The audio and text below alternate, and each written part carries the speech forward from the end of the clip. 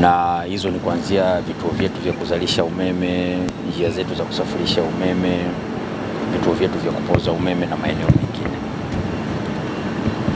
Tuna njia za kusafirisha umeme ambazo zimetembea urefu wa kilomita 8,500. Alafu tuna njia za kusambaza umeme ambazo zimetembea urefu karibia kilomita 280 ili tuweze kuwahudumia wateja wetu vizuri.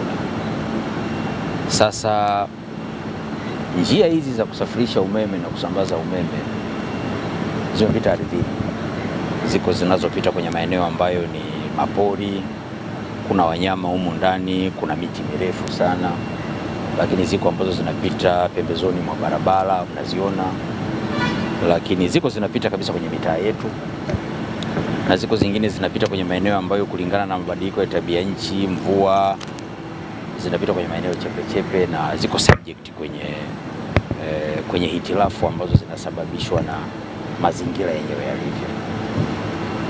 Sasa kazi yetu ya kuhudumia wateja, moja ya kitu ambacho tunapambana sana ni kuhakikisha wateja wanapata umeme kwa wakati wote, na kwa sababu umeme unasafirishwa na unasambazwa, miundombinu yetu wakati fulani inapata changamoto. Tumewekewa mifumo maalum ya kufuatilia kazi zetu za umeme. Kusambaza umeme ziko tunaweza tukazikagua.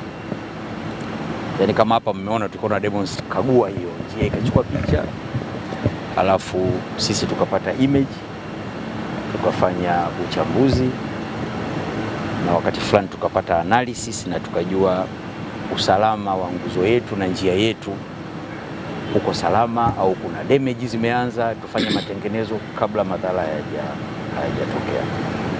Hiki kitu kilikuwa kinakula muda sana na kinasababisha tuna consume a lot of money.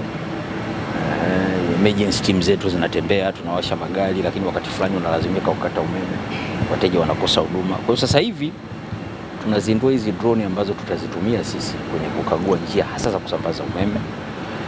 Tutafanya ukaguzi hata kabla tatizo halijatokea. Kwa tutakuwa na images za njia zetu za kusambaza umeme, wahandisi watazifanyia tathmini, na mfumo wetu mwishoni utakuwa ni wa kisasa sana. Utakuwa integrated na mifumo ya AI ambayo itatuchambulia yenyewe na tutapata taarifa moja kwa moja ya tatizo gani na liko wapi. Kwa engineer akitoka hapa au technician straight away anaenda kwenye eneo ambalo tayari image tunazo, anakwenda kulirekebisha, anarudi ofisini. Wakati hata wateja wetu mnaweza msijue kama tulikuwa na changamoto fulani kwenye eneo fulani kwa sababu ya mapinduzi ya teknolojia. Kwa hiyo sisi tumeamua tusafiri na teknoloji na tuitumie teknoloji kwa kazi zetu za umeme, na tunataka wateja wetu wajue kwamba tunaanza safari hii sasa ya kuanza kutumia drone hizi maalum ambazo zimefungwa kamera maalum kwa ajili ya kukagua njia zetu za umeme, kutuwezesha kugundua matatizo kabla na tukayafanyia kazi, kupunguza muda wa wateja wetu kukosa umeme.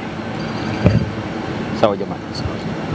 Kwa hiyo tunaendelea kupambana na kuumiza vichwa ili teknolojia isituache, lakini tuitumie teknolojia kurahisisha kazi zetu. Sawa ndugu yangu? Karibuni. Kuna swali? Mkurugenzi, Tanzania ni kubwa. Leo hapa wengine vitakwenda. Maisha yanakuwa marahisi kwa mteja wetu. Sisi tuna usemi wetu mmoja, tunasema Watanzania wanataka umeme. Huko behind the scene tunaweza tukafanya mambo mengi na maelezo yetu yakawa mengi, lakini mwisho wa siku mtu anataka akifika nyumbani au akiwa ofisini kwake anapohitaji umeme aupate. Kwa hizi harakati zote tunazozifanya, lengo letu ni kupunguza muda tunaokuwa na makatizo ya umeme ili kufanya matengenezo yetu. Na tutapunguza kwa mfano, hizi kamera hizi zina uwezo mpaka wa kugundua vitu vidogo sana ambavyo kwa macho huwezi kugundua. Kwa mfano, unaweza kutembea hapa, maengineer wanaweza wakapanda, hata wakapanda na ngazi, kuna vitu unaweza usivione.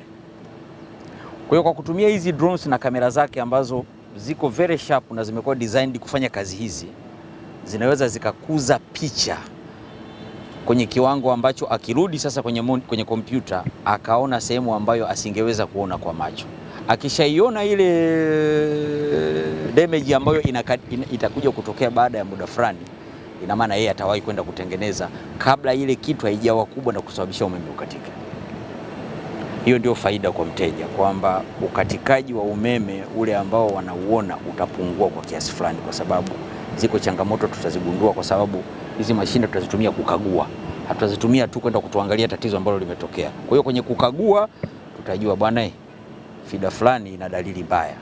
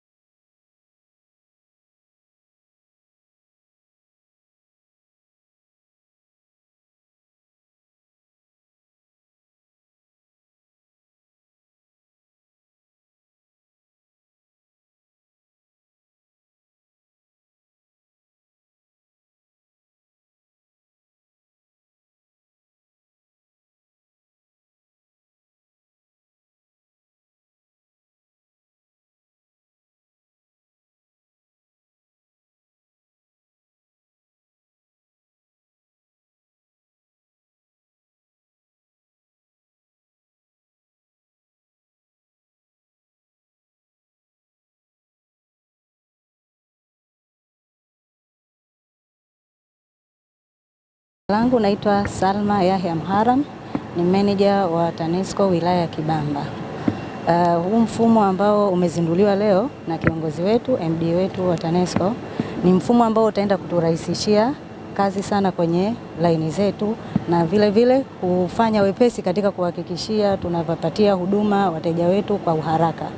Kama alivyokwisha ongea kiongozi wangu, tulikuwa tunatumia muda mwingi sana kufanya inspection, na mara nyingi ukiacha zile kazi ambazo tunazipanga yani kabla ya kutokea tatizo, manake tutapita hiyo kwenye nguzo tuangalie, hii nguzo imeoza, kule kunaonekana hizi, tunasema jumper, kuna kitu kinaitwa jumper, ni yale maungio pale unayoona, tunasema hii iko loose, lakini yani tulikuwa tuna guess. Lakini sasa tunaenda kwenye mfumo kwa kutumia hii teknolojia ambayo sasa tutakuwa tunaona hata kama ile pointi bado ndo kwanza tu imeanza kuachia kwenye yale maungio, tutaweza kuiona kwa urahisi na kuweza kupanga mpango kazi wa kuhakikisha tunarekebisha yale matatizo tutakayogundua kwa wakati huo na kwa pamoja, ili wateja wetu wasije kukosa umeme kwa sababu tu labda hiyo changamoto ndogo ilikuja ikawa mpaka ikawa kubwa na ikaja ikasababisha umeme ukakatika.